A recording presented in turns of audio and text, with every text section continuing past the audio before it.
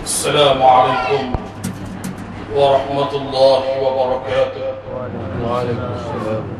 الله أكبر الله أكبر الله أكبر الله أكبر الله أكبر الله أكبر الله أكبر الله أكبر الله أكبر الله أكبر كبيرا والحمد لله كثيرا وسبحان الله بكرة وأصيلا.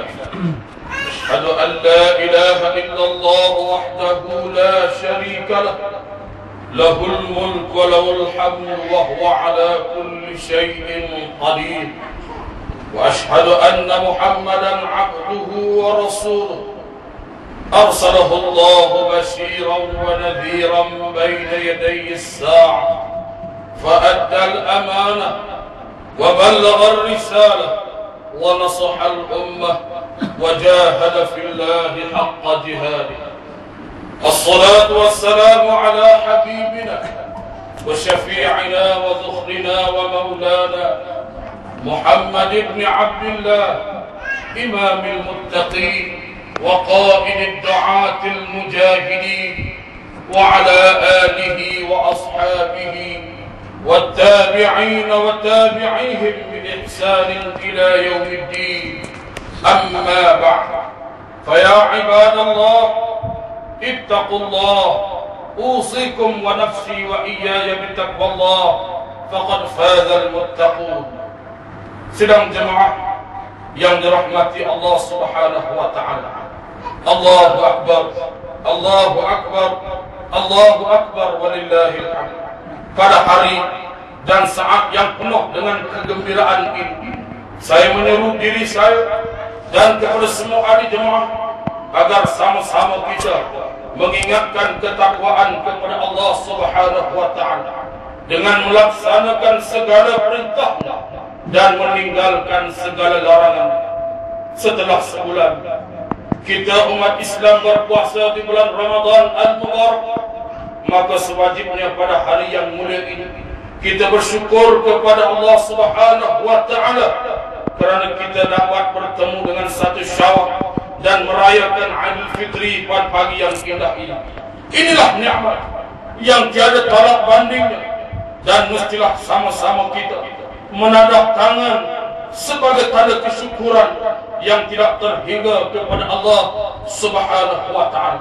Pada hari ini juga marilah sama-sama kita berdoa agar amal ibadah yang telah kita lakukan sepanjang bulan Ramadan Al-Mubarak yang sudah berlalu diterima oleh Allah Subhanahu wa taala, dan kita berdoa agar disematkan sifat istiqamah dalam diri kita supaya keseronokan beribadah di bulan Ramadan Al-Mubarak akan terus membara di dalam jiwa kita meskipun Ramadan sudah berlalu meninggalkan kita.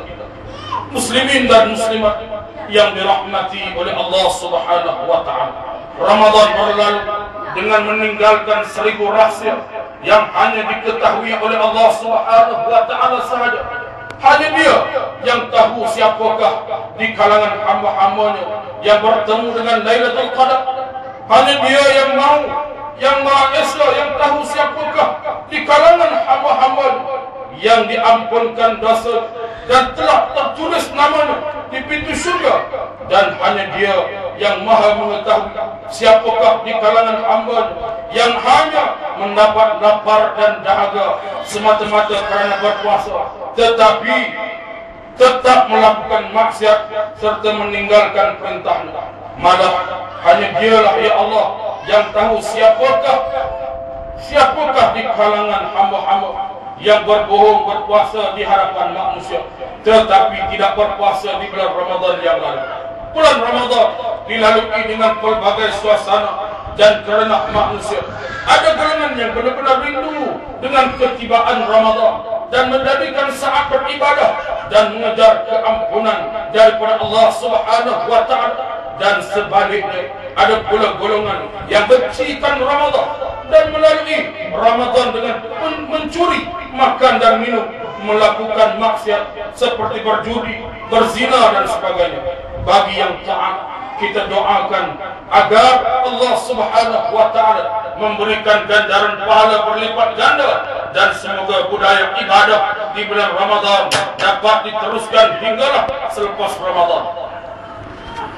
Manakala bagi mereka yang lalai dengan maksiat di bulan Ramadan, dibukakan hati mereka agar kembali ke jalan Allah dan tidak terjerumus ke dalam sifat munafik yang menzahirkan keislamannya tetapi hakikatnya tidak berpuasa, tidak salat, tidak menutup aurat dan tidak suka kepada syariat Islam. Ramadan bagi mereka yang taat adalah saat manis, dan kedatangannya dirindui dan pemergiannya ditangisi, kerana hanya di dalam bulan Ramadan sahaja Allah Subhanahu wa taala memberikan tawaran ganjaran pahala yang tidak tolak bandingnya. Manakala bagi pelaku maksiat ketibaan Ramadan meresahkan mereka, manakala perginya Ramadan dialu-alukan oleh mereka. Golongan pertama pastinya akan bergembira dengan kedamaian di hati mereka, manakala bagi golongan yang kedua, mereka pastinya akan resah dan gelisah akibat kemungkaran yang dilakukan oleh mereka.